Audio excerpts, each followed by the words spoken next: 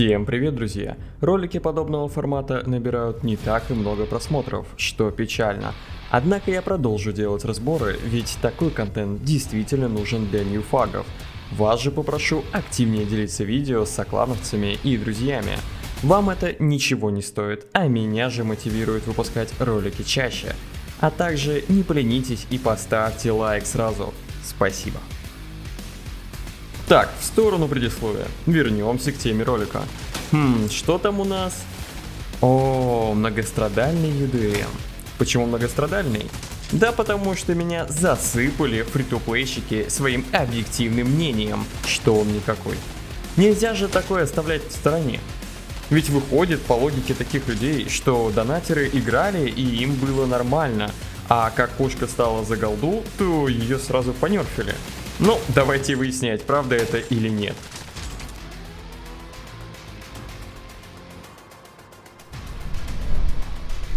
Начнем, как обычно, с цены вопроса. Как и любое другое оружие, ставшее недавно продаваться за голду, стоит оно 20 тысяч звонких. При этом у UDM всего лишь 3 обвеса по 4000 голды, что доводит общую сумму покупки до 32 тысяч золотых. Много ли это? Как раз нет. Считайте, что халява. Перейдем к разбору количества патронов для убийства на разных дистанциях.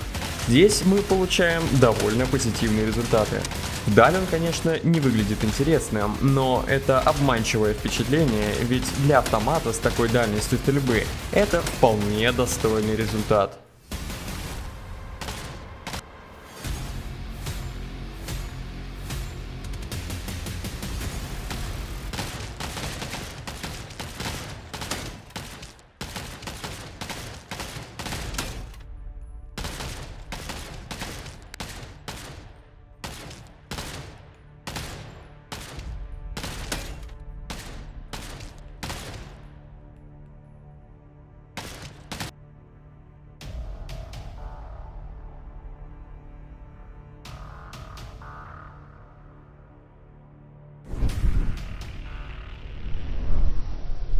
Приведу таблицы с количеством патронов для убийства всех классов для разных тиров.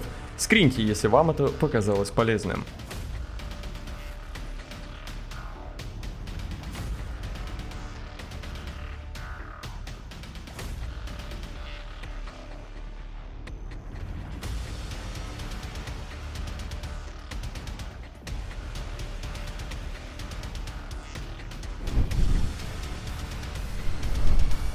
Тесты времени убийства опять же на различных дистанциях. Тут результаты вышли очень интересными. Вблизи он, к сожалению, недалеко ушел от ППК. Да, более свежих автоматов ему как до луны. Однако все меняется, стоит вам отойти на среднюю, а уж тем более дальнюю дистанции. Вот это его степь. На этой территории он разносит своих ближайших конкурентов. Так что, когда играете с Федоровым, не удивляйтесь, что вы выходите в размен с UDM на средней дистанции. Он действительно так может. В умелых руках, конечно же. Перезарядка у автомата достойная, на уровне ПП. Дольше, чем у Пассама, но намного быстрее того же Федорова.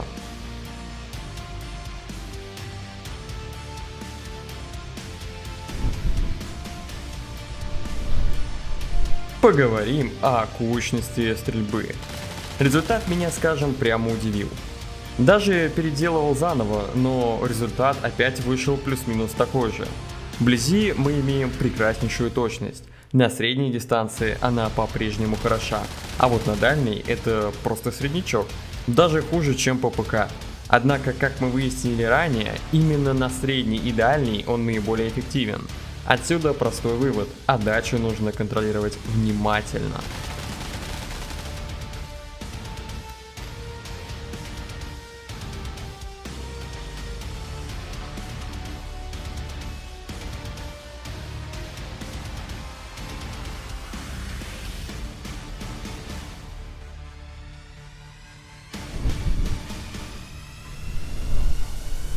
Посчитаем количество убийств с одной обоймы. Этот тест не имеет ограничения по времени на килл, поэтому результаты могут быть неожиданными.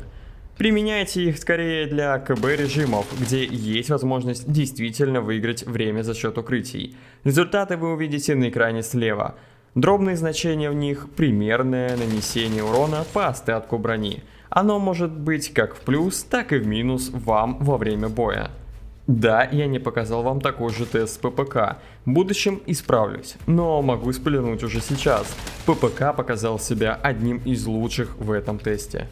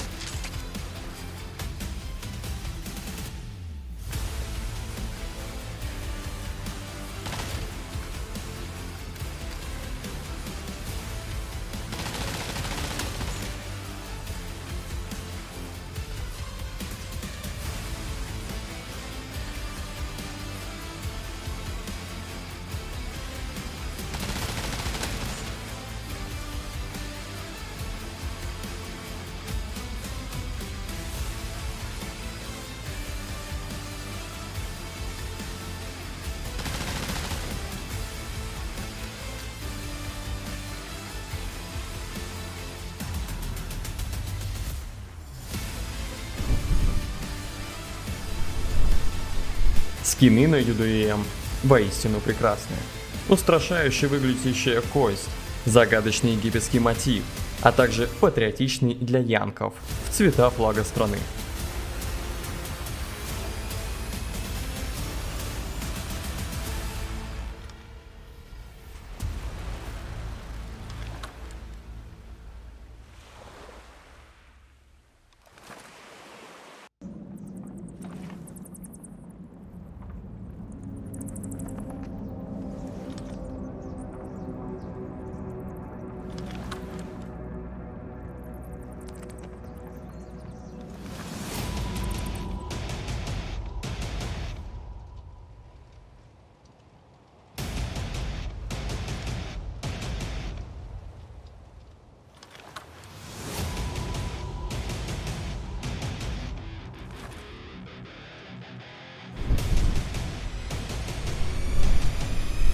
Геймплей с UDM, он же Юська, как я его называю, мне всегда заходил, и по-прежнему я не ощущаю с ним проблем. Это абсолютно актуальное оружие даже в нынешних реалиях, спустя практически года его дебюта.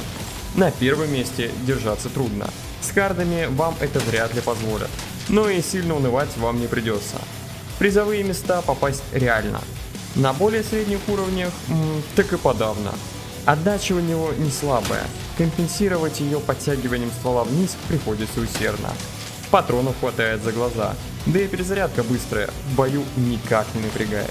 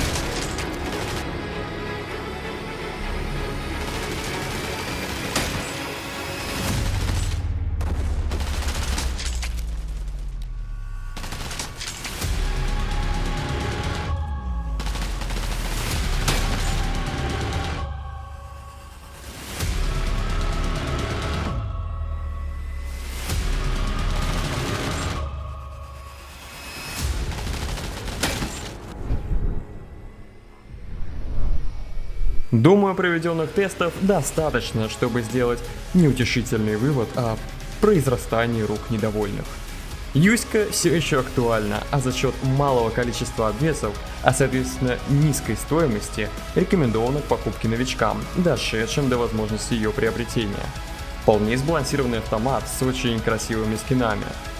Не имеет существенных минусов, кроме непривычной отдачи для некоторых, при этом легка в эксплуатации и неприхотлива к ресурсам при заточке. Оружие очень хорошее, по моему мнению. А ваше мнение я непременно прочитаю в комментариях. Обязательно делитесь им, я же не кусаюсь. А также не забывайте подписываться на канал и ставить лайки. Вам не сложно, а мне приятно. Всех обнял и до новых встреч в следующем ролике. Думаю, он будет как раз по свежевышедшему автомату.